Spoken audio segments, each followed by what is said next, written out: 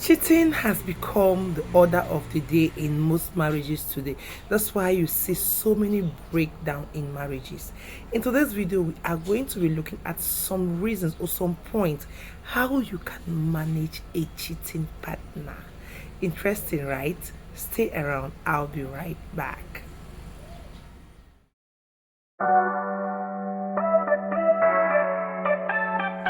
This is an act that comes with a lot of physical, emotional, social trauma, but it is proven that some people can still manage it well as compared to others. Cheating does not necessarily mean a divorce or a breakdown in your marriage. You can still amend it if you only want to. Our first thing or first way in which you can manage a cheating partner is by managing your emotions. We all have emotions. It is true.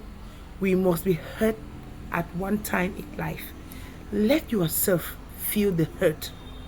Let yourself feel the sadness. Let yourself cry out. Torture yourself to the fullest. Then ask for help. Help can come from families, help can be from friends, help can be from a therapist. But this help needs to come only after you have allowed yourself to be tortured. Remember, we always say if you see somebody crying, let that person cry.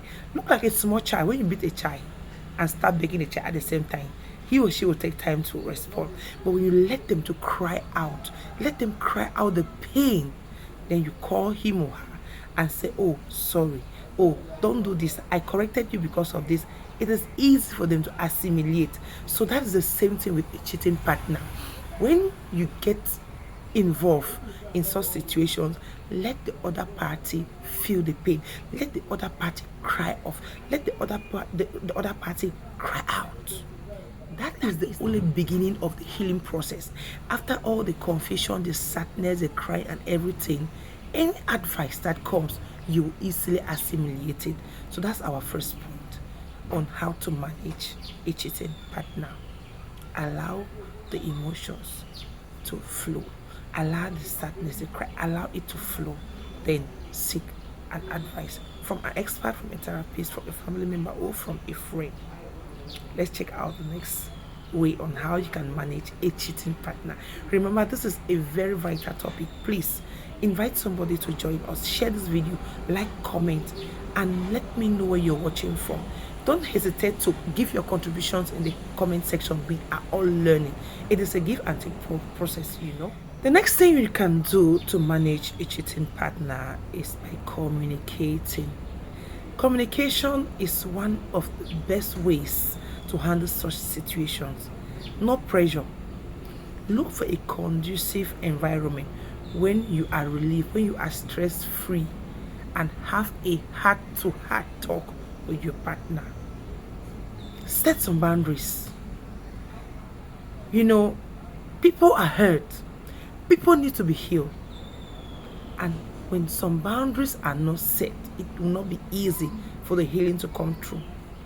Don't just decide to just talk anywhere, anyhow. No. You should program it on a conducive environment where the air is free, where you can air out your mind freely. Not with anger, not with hate, not with that so much hurt in your heart. It should just be free. I am not a marriage counselor, though, no, a marriage professional, but my own experience as a married woman have taught me so much. That's why I decided to bring this topic as my topic for video these days. Let's look at the next healing process, which is about setting some firm boundaries. Imagine you living with your spouse or your partner. He or she is having password on phone, being on their own, always talking with the phone, not even minding your business when you're around or not, or always hanging out with friends, all the like. Those are some of the reasons that make some people to distance themselves. If you want to set firm boundaries, you must start from these things.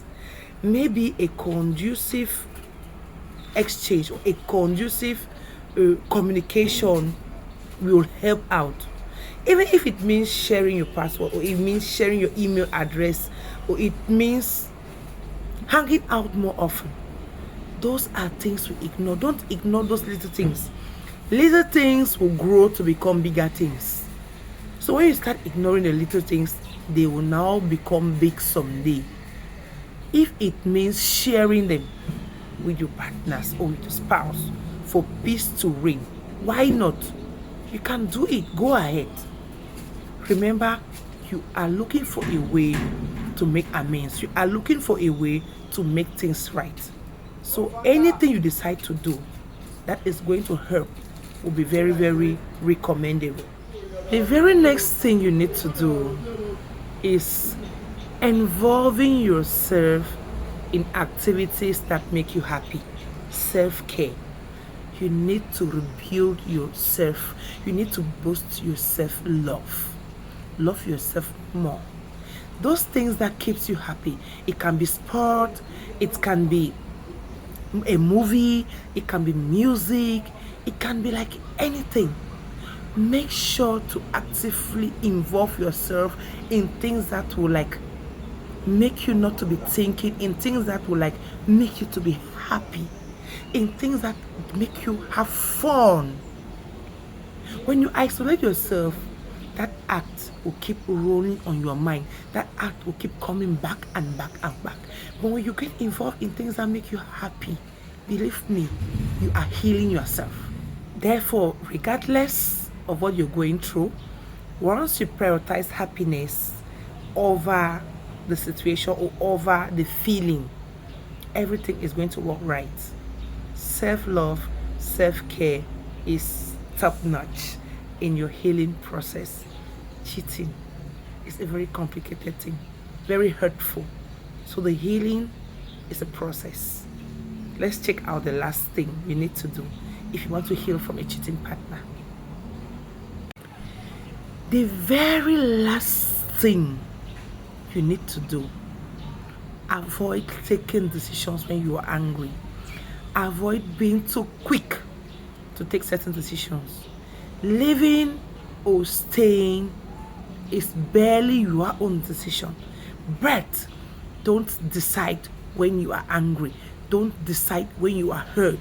Don't decide in a hurry. Take your time. Think over it. Ponder over it. Look at the good, the bad, and the ugly sides of what you want to do before you decide. Most people take decisions when they are angry, and those decisions are not always the best. Most people take decisions in a hurry. After a small situation, you hurriedly take a decision. Believe me, at the end of the day, those are not the best decisions. But if you have to take your time, think, consult others. Know others' opinion about what you want to do. You are going to take a decision that is 90% favorable. Avoid taking decisions when you're angry. That was our last point on how to manage a cheating partner. Remember, it's infidelity, and this is something that has destroyed so many homes. Take your time. When the going is not going, better leave. It's good to live healthier than to live as a corpse, especially when it becomes violent. And lastly, avoid seeking for revenge. Don't say, because my partner did this, I have to do it. Because you cheated, I have to cheat. Because you did that, I have to do that. Avoid it. It is not going to resolve the matter, though. It is going to add more flames to the ongoing fire. So avoid these three things and see yourself get through. These are situations that come at times like trials in your marriage. Though some come as signs to end the marriage, some comes as trials which you can still work it out. Avoid these three things when you want to manage a cheating partner. Don't discuss these issues when your children are there. Don't blame yourself for it. Don't. It is very, very important. And avoid wanting to revenge that same situations. It's not going to help at all. If you have watched up to this moment, I'm so grateful. Thank you so much. Drop in the comment section your own thoughts about how to manage a cheating partner. Remember, it is a give and take process. We are learning. We are sharing ideas. We are building the society. We are building a healthier society where everybody will be free and will enjoy it. Divorce is not good, but when the going gets bad or gets tough, it is an option. Cheating is not recommended in any healthy relationship because the outcome most of the time is always divorce. Thank you for staying tuned to the end of this video. Like, comment, subscribe for more, and until next time, stay blessed.